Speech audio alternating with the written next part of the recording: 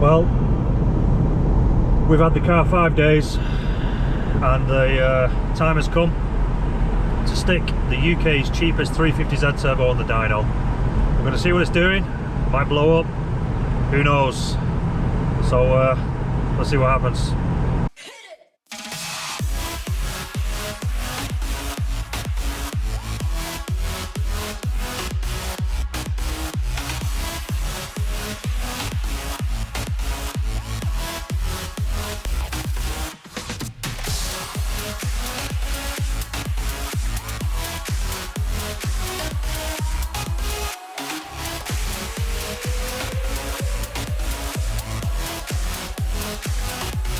Alright, big thanks to the vehicle tuner here in Warrington.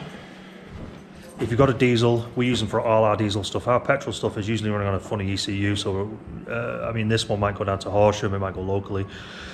On the AMG V8s, on the AMG 350Zs, we use Motorsport Electronics. I'm using M-Tech, but locally we use this guy. He's fucking brilliant, he knows his shit, and if you're into getting a bespoke map, not just an off-the-shelf map, a proper bespoke map, get in touch with him. He knows his stuff, isn't that right? Yeah, it's all live on the dyno. Yeah, so proper dyno. So if you want a proper dyno map on something big, all he does is really nice, newish BMWs and Audis and Mercs and all that sort of stuff. Well, he does do older stuff as well. But yeah, he does, you know, like anything on a common rail, I'd say. But yeah, check him out. We'll leave a link to him in the description anyway. Shout out to him. Right, there is one thing actually I'm going to mention. We did make one change to the car. When we were having a look underneath and everything like that, I actually tugged on the wastegate vacuum line, which is a vacuum line to give the wastegate the pressure that's inside the inlet manifold. Basically, it just looked like it was touching on the heat shield on the exhaust, so it actually snapped in my hand. This thing is rock hard, which is it's not what you want. So we have replaced it with... Oh shit, we have replaced it with a new silicon line and we've tucked it out the way. All that goes is to this boost controller down to the wastegate, and that's basically it. Other than that,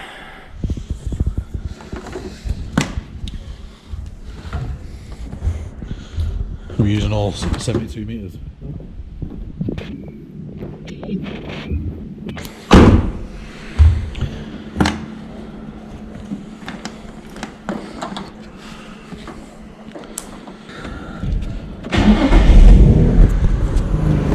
Yeah, she's saying vacuum.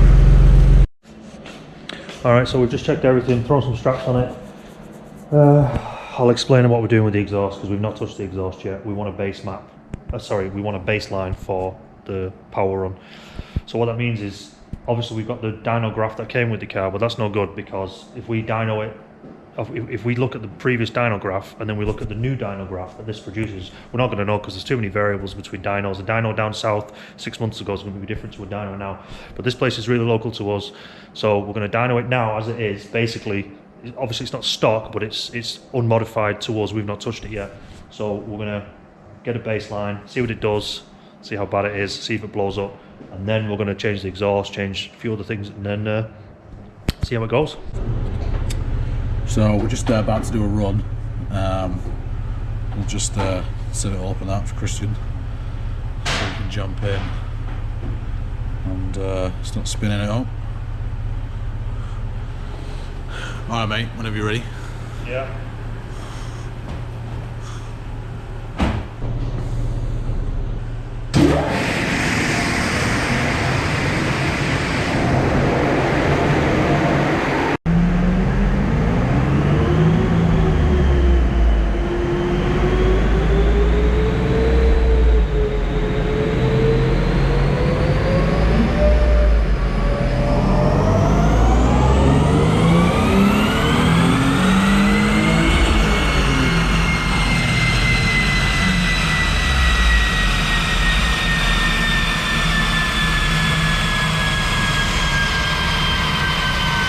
So it's going to be a bit loud, but we've noticed what's happening is it boosts right up to 0.5 of a bar, which is alright, but as the revs are climbing to sort of 5,000–6,000 RPM, the boost actually drops, so that could be either built into the map or it could be a weak wastegate spring, but we'll find out. Let's have a look.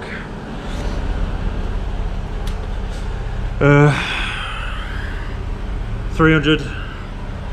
So 373.9 horsepower, 511 newton meters at 5,000 RPM. So actually a good bit higher than the dyno that came with the car. Now the car feels quick, so you know, you could argue that, is this dyno generous? No, this is one of the most heartbreaking dynos in the area, which is you know, one of those things. So we're going to do another one and see what happens. The boost is definitely tailing off. The boost, I don't know if it's a boost controller or a weak wastegate, but it's peaking at sort of 0.5 bar, and then as it's climbing through the rev range, the boost drops down to sort of 0.3 bar as at the top end. I don't know if that's built into the map, don't know if it's a weak wastegate, could be anything, but so far so good.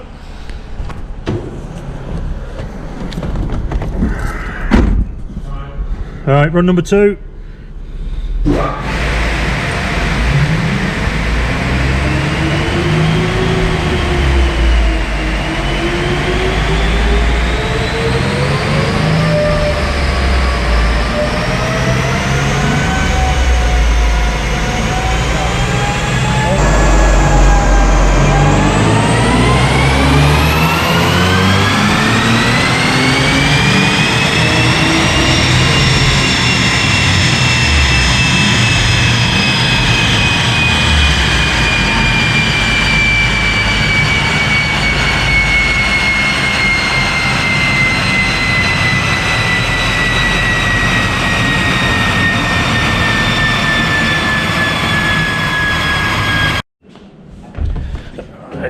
Let's get this fucking thing removed.